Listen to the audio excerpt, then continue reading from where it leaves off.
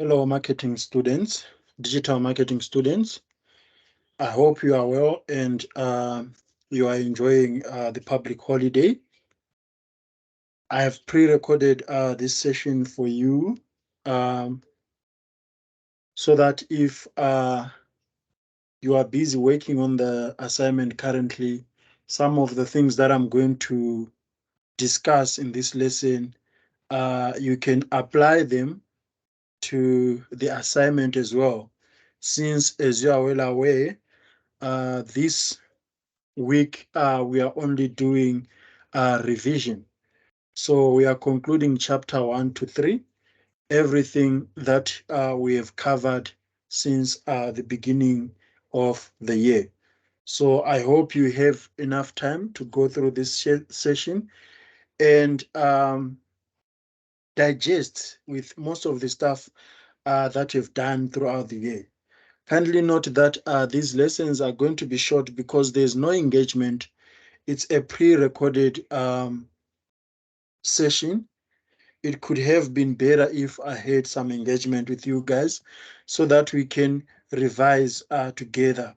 Unfortunately, that's not going to happen, but I hope I'll be able to revise.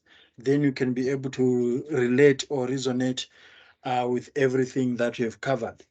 So we are going to look at lesson 41 of Digital Marketing 3, and the focus is going to be on everything that we've done from comparing, integrating digital marketing strategy to traditional marketing strategy and business strategy. We have covered this. We've looked at the 7S framework, for example. We are also going to identify opportunities and threats arising from digital media and technology platforms. We also cover this. And I also need to revise on a development of a framework for digital marketing planning. And lastly, at the end of this lesson, you should be able to evaluate digital strategy approaches for different marketplace. So we did a situational review, which is a situation analysis. We also did goal and objective setting, and we did a strategy formulation. So in this session, we are going to be looking at things such as the Canvas business model, which is used to develop alternative revenue for a brand. Remember, there's going to be a session on your assignment that asks you to make some recommendations to spur to you on how they are going to generate alternative income. So this session could help you with that. So I need to take you back to the recap on essential skills, essential for understanding digital marketing strategy. So what are the essential skills for us understanding digital marketing strategy? We spoke about this. I remember during the first days of this module, I asked you guys, what is it that you are going to be doing at the end of the year once you have graduated from this program? And most of you say that you want to be social media managers. But as we've been going through chapter 1 to chapter 3, I am sure that you've realized that being a digital marketing manager or being a social media marketer, whatever component of digital marketing, it does not necessarily require you to manage pages, digital pages, or to review pages. It's more than that. You need to be aware of the environment that you are operating. You need to be aware of the technologies. You need to be aware of the competitive advantage, the formula that I've given you guys for competitive advantage. So it's more to just being in a guard room for digital marketing. You are not someone who is just standing on a tower to maintain and check how engagement is going, but it has to be more. You need to know the strategies to measure the effectiveness of campaigns, the effectiveness of the tools that you'll be using to deliver that campaign.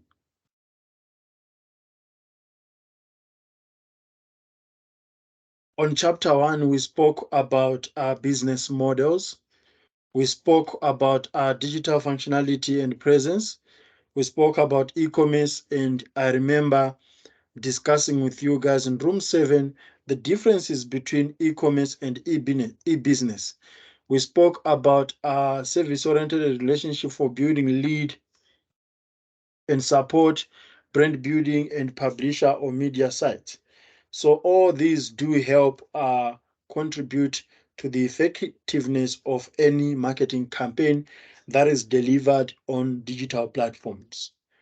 All the business models that we spoke about, B2B, B2C, C2B, and so on. So you guys must be able to relate with that. You need to sit down and ask yourself, what is it that I've achieved in digital marketing so far? Think about the cost per thousand advertising, cost click pay advertising, sponsorship site sections, affiliate revenue, transaction fee revenue, subscription fee revenue, pay-per-view, access to documents, subscriber data for data access for email marketing. We spoke about this when we were looking at digital revenue models. So you cannot just have a platform. You cannot just have a mobile application. That mobile application can generate income on its own by having pop-up ads, what we call pay-per-click ads, or by having sponsorships of site sections, affiliate revenue, transaction fee revenue, someone ordering something using an app. Then there's a delivery fee, like what Uber normally does, other than just generating money from Uber trips. Uber app can generate more income. For example, if someone decides to cancel a ride, you get charged a certain amount. Last time I remember it was 25 Rand.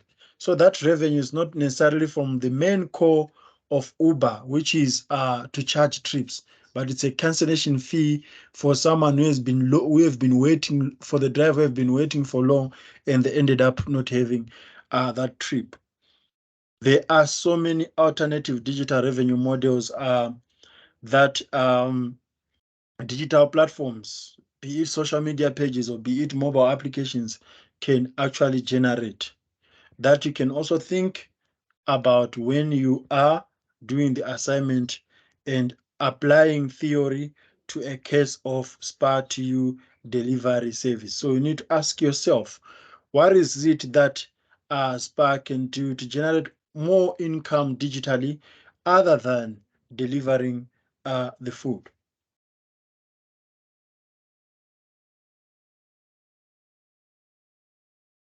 Most brands, in order to deliver services or to deliver products, they need to access the demand. So how big or how small is the demand? So what you need to ask yourself, I'm not going to give you the answer on this one. It's something that you need to ask yourself and give yourself an answer. How do you estimate demand on digital marketing platform? Think about this, guys. So you can use the Canvas model. Remember, we spoke about the Canvas model. You need to have key partners.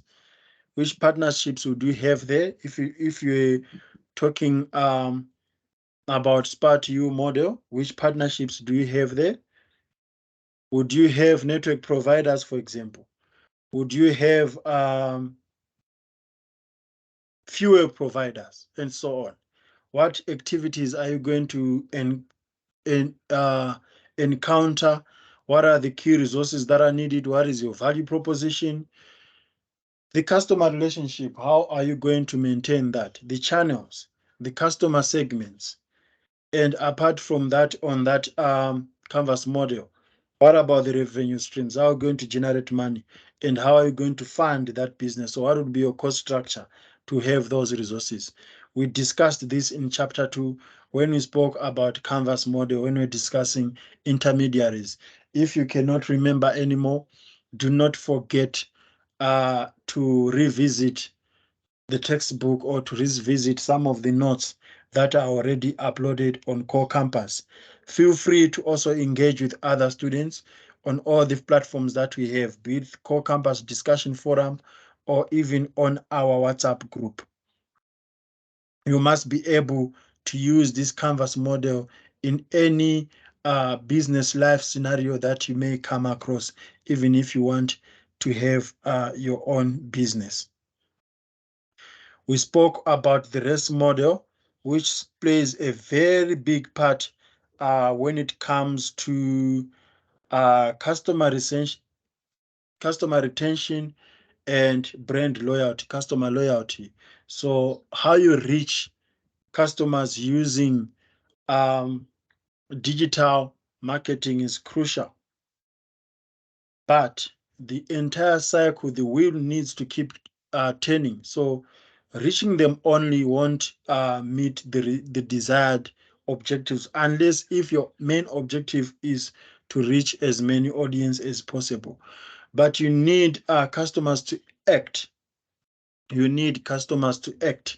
Once they are aware, once the product has reached their environments, what do they need to do about that product? So you need to convert them into actual customers from being an audience, from being a listener, from being a viewer. You convert them into an actual customer, then they engage with you in getting that contract and throughout the use of that product. So it becomes a wheel. And we realize that when you're measuring the performance of that campaign, the amount of reach that you had before cannot necessarily lead to the same amount of engagement. So you can reach out, as I've always told you in class, you can reach out to 5 million users on Facebook. Not all of them are going to act on your marketing message.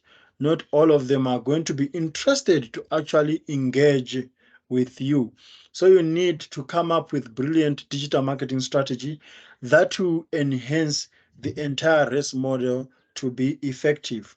At least if you've reached 1 million users, get more than 25% in terms of conversion and engagement. So that's it about lesson 41. And I hope I've managed to